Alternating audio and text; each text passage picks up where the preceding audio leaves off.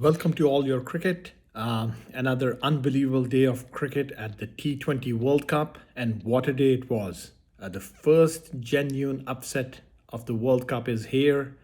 Zimbabwe just beat Australia.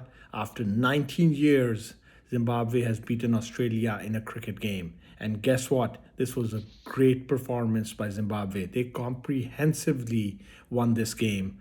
Zimbabwe batted first, scoring 169 for two, and then they restricted Australia to 146 all out, and they won this game genuinely. I think the last time they won a game was basically in Cape Town in 2007 when a young Zimbabwean squad took on Australia's big names and won their first T20 against them.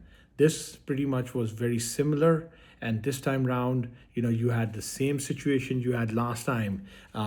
Back in 2007, you basically had Brendan Taylor, who was a young 22-year-old who basically outclassed Australia. Here today, once again, you had another young guy in Brian Bennett, 22 years old. Once again, he's announced himself at the stage of world cricket, scoring 64 to basically anchor the team to a total of 169 for two. Sikandar Raza, the captain, he's very happy and he's also performing. He wasn't in the field at the end of the game. He didn't bowl today, but he batted brilliantly at the end. 25 of 13 balls with two fours and a six to get Zimbabwe to 169. And then basically the bowlers basically restricted Australia, and now Australia has lost their first game to Zimbabwe in almost 19 years.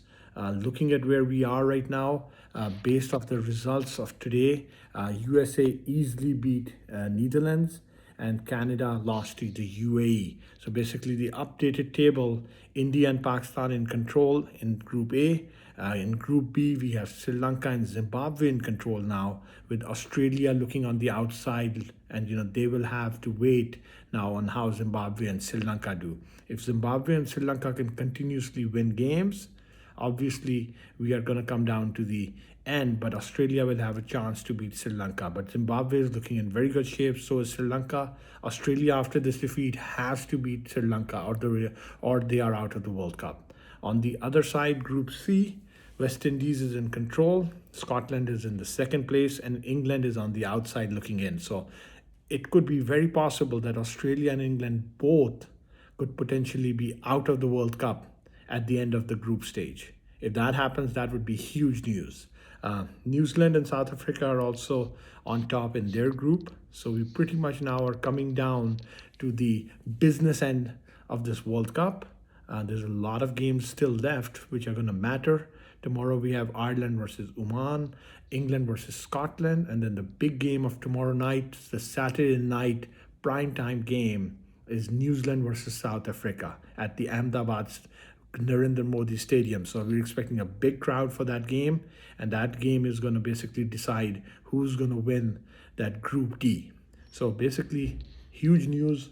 Australia lost comprehensively to Zimbabwe, and I think Zimbabwe is going to be very happy with the results of today's game. As I said, back in 2007, Zimbabwe was in a position to shock the world. They did that. Now the same thing happened today. Zimbabwe was in a position today to shock the world, and they did shock the world. So remember, even though this Australia team is not as strong as that team back in 2007, but because the T20 was a new concept back then, Zimbabwe's victory of Australia was considered a one-off, and that for years was true. But now Zimbabwe in the last year has been playing some very good cricket, and even though nobody believed in them, Sikandar Raza and the boys have come to the party, and I will be very surprised if they do not make the next round now, especially after beating Australia. I think they should be very confident of making the next round. So guys, this weekend is beginning.